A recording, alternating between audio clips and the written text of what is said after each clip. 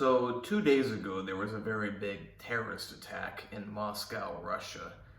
And before that happened, before I heard about it, I was outside in a children's playground and I was doing leg raises. I'm not gonna I can't raise my legs all the way up if I'm standing. But yeah, ab exercise, leg raises. It was 9:30 at night, it was dark, and I'm walking around in circles, then I go back and do more leg raises, then I walk around, and I noticed that I don't know how old she was exactly, but like a 15-year-old girl, she goes and sits down on the swing pretty close, like 10, 15 meters away, 20, maybe 30 feet away, and she starts swinging on the swing. And I'm thinking, wow, that would not happen in California or a lot of America.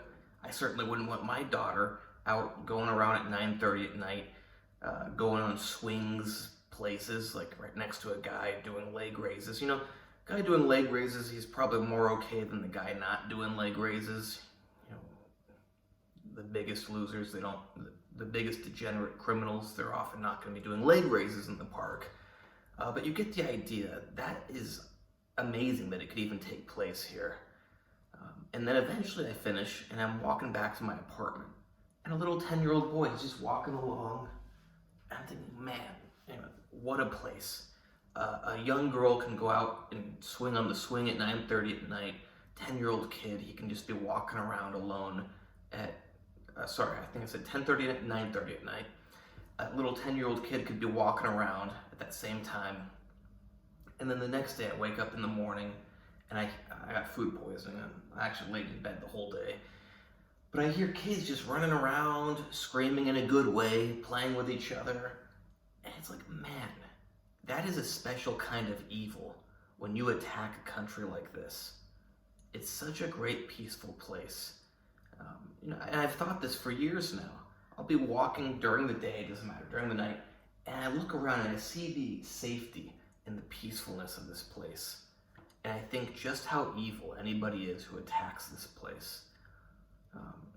Of course in the West they try to say Russia, evil, Belarus, evil. Belarus, Lukashenko, dictator, last dictator of Europe, or Iron Man of Europe, I don't know, they come up with all this nonsense. The proof is in the pudding, as they say in that American saying. You come here, you walk around, and even if you're really brainwashed, there's a good chance you're gonna be like, this doesn't quite compute, right? People are just safely walking around. Kids are running around playing. Obviously there's some parts of America where that can still happen. There's some parts of Western Europe where that can still happen. But it's like Western Europe, Netherlands, like people are going around with machetes, killing people at the beach. America, you got all sorts of crazy stuff happening. Sadly, the other day in Moscow, we had something crazy happen, like would normally only happen in America or Western Europe. And it's evil that certain people are hell-bent on destroying Russia and Belarus. It's one thing, obviously war and destruction, it's always evil for the most part. Sometimes you have to do it to defend your country, that's when it's not evil. But offensively, it's typically going to be evil, but it's extra evil when you do it to destroy such a peaceful place. If there was a group of savages that are just killing each other already, and you go and you attack them, that's one thing. But when there's such a peaceful place like this, where children can safely walk the streets, no one has to worry about their safety, and they can just live. It's extra evil when you try to destroy that. And the people here, they don't even know what they have. They think this is just normal. It's really a crazy thing because they've never known anything different. They don't even appreciate it really. Because they've always had it. They don't realize that in most of the world, you can't let your kids just go walk around. If you're a 15-year-old girl, you can't just go walk around random areas at night. Here, you're a 15-year-old girl. You kind of still want to think a little bit about what you're doing in the middle of the night.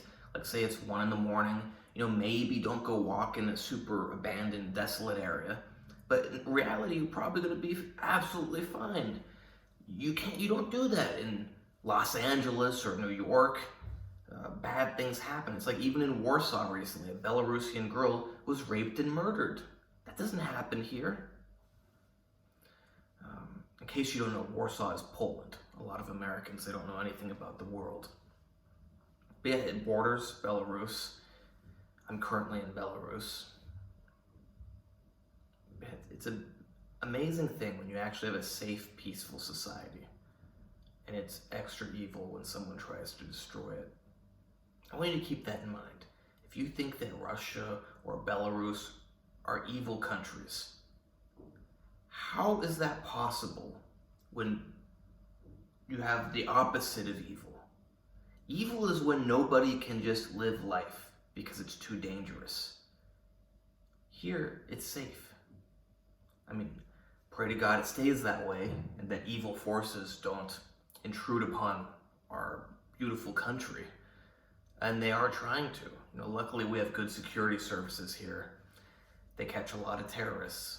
People here, they even forget that terrorists are constantly trying to kill people.